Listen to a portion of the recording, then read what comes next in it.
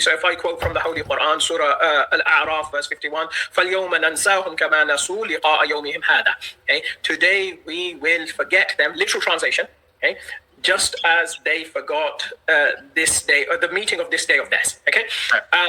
So I don't think, now you can answer for yourself, I don't think anybody is going to say, Allah subhanahu wa ta'ala does forget, but it's in a manner which is aligned with His Majesty. But you answer for yourself. Am I correct in saying everybody will come to that and say we're not taking it literally, and we're not just going to say pass it over? We're going to give some kind of explanation. Yeah, I mean, yes, I will say there's a question about what is meant by literally, and maybe we'll get to that in a second. Precisely. But yes, definitely nobody is going to come to that understanding that Allah subhanahu wa ta'ala, literally knew something and then He forgot, and now He kind of like lost the knowledge temporarily. I mean, anyone who believes this is clear-cut kufr. Forget about, whether somebody says it. This would be a kufri statement for somebody to make. So that's very clear. That's, where we agree. Right? Now, here's the question.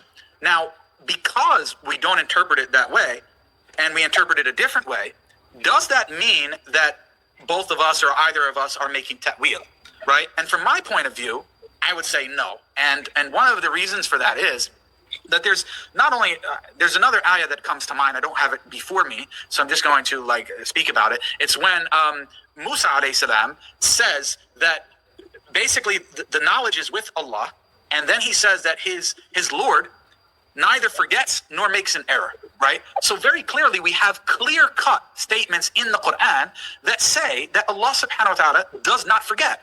So if we have that clear statement where it says Allah subhanahu wa ta'ala never forgets, He can't possibly forget something, and also the fact He's all-knowing and all of these sorts of statements, then when we come to a text like this, clearly, unless we want to just say, oh yeah, it's a very clear contradiction, it cannot mean that He quite literally is going from knowing something to forgetting it. You understand? So now, what does it mean? It's kind of similar to how in English, right? I could be sitting down with, brother Noruddin, and maybe we go out for some tea and some lunch or something like that. And, he goes to the bathroom, and he doesn't know when he goes to the bathroom, I actually pay for the bill for both of us. And then you come back, and you know how Muslims are with this kind of thing. Oh, Brother Jake, you shouldn't have done that. You should have let me pay for it. I said, don't worry. Forget about it. Especially in, where I'm from in the U.S., we Italians, we say, forget about it. So forget about it in that sense means, just move on, let it go.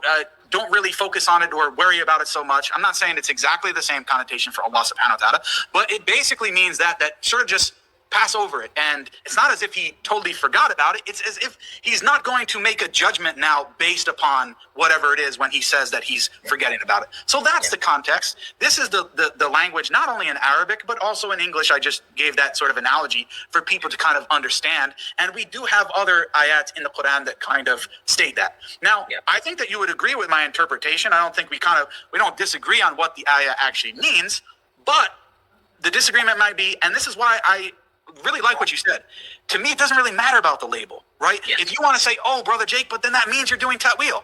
Okay, I mean, if that's what you want to say, if that's what you consider to be ta'wil, but I'm concerned with the substance of what we're saying. Do we actually agree? I say that this is not ta'wil, but this is my position on what the meaning is.